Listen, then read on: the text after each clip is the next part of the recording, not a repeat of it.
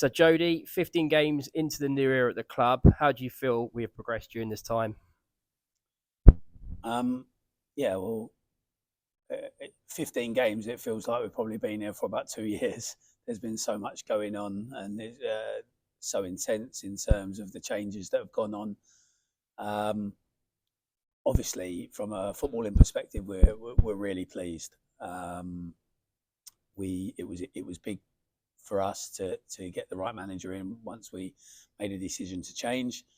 Um, and obviously, we met various managers, but we felt that Neil was aligned with how we wanted to do things, um, but both tactically and in terms of the infrastructure. And so far, so good on that front. It's proven that way.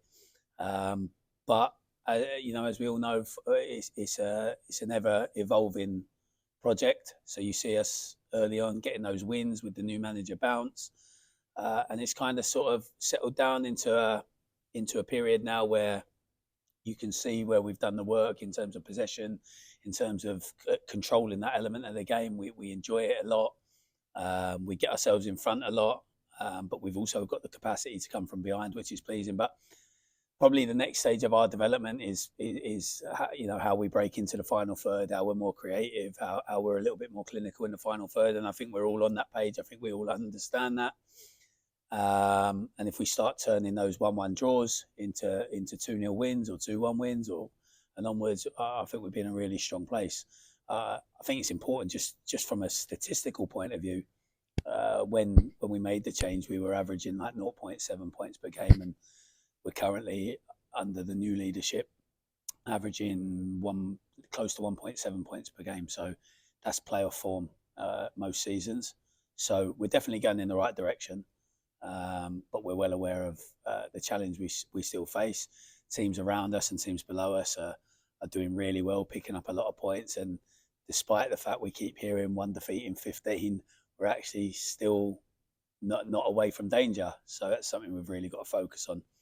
But in terms of the other developments around the club, things that people maybe don't see so much, we're developing the footballing infrastructure. We've got an opposition analyst in, which is something we didn't have before.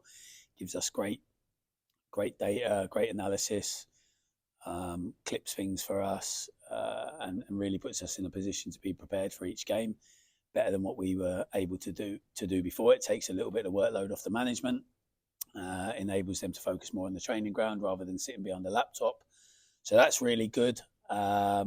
I just want to mention at this point as well, because I don't think it gets mentioned very often, Willie Askelainen form has been, not just because of the weekend, but in general has been so consistent. And John, the goalkeeping coach, doesn't get a lot of mention. And I think it's important to mention the other support staff around the place. You got Craig McAlsmith settled in well. Dan, the physio, has had quite a heavy workload, as everyone can see, with turning players around, getting them back available for us. And John's done a great job. We talk about how the coach and the manager affect performance. I think we have to recognise how consistent Will's been. And from what I understand, there was moments last year where his form was questioned. I said, but I think he's erased that now, and I think we all sort of look at him as a real high performer in our squad. So I just wanted to mention that the football infrastructure isn't just Neil and Simon Bassey. There are other people behind there, and we are looking to continue to develop that part of the football club. And yeah, that's going well, and they all contribute to the results on the field. Further away from the football, there's changes. Lots of people come in, lots of people go in terms of the club's infrastructure. Lots of exciting things on the horizon. It was great to have the owner over this weekend. He's relentless. He's 100 miles an hour. He makes sure that he gets around, meets everybody, and he can drive the culture and drive the change that he wants. And I feel as though we're doing that. And an example of that is this upcoming Premier League Cup game that we've got, which is brilliant for the club to be able to attract elite European academy football in Valencia and Lyon. Of course, from a football department basis, we immediately panic. Oh no, is it going to damage the pitch? But I'll be honest with you, I don't think the pitch is going to get any worse, especially now that the weather's becoming more mild and finer. So the positives far outweigh any negatives that would happen on the pitch in terms of the financial reward, in terms of the relationship we can build with the Premier League for future fixtures, and as well the opportunity for the community to come and watch elite European academy football. I think it ticks so many boxes for us, and yeah, I don't think there's any concerns that the pitch is going to get any worse than it currently is. And Saturday, of course, we advanced to the FA Trophy semi-final, where we now know we're playing away at Aldershot Town. How important has that competition become as we progress? Neil mentioned at the start that sometimes it's used as maybe a bit of rotation, but as you get one step closer to Wembley, and now we're one game from Wembley, how important has that become for the club?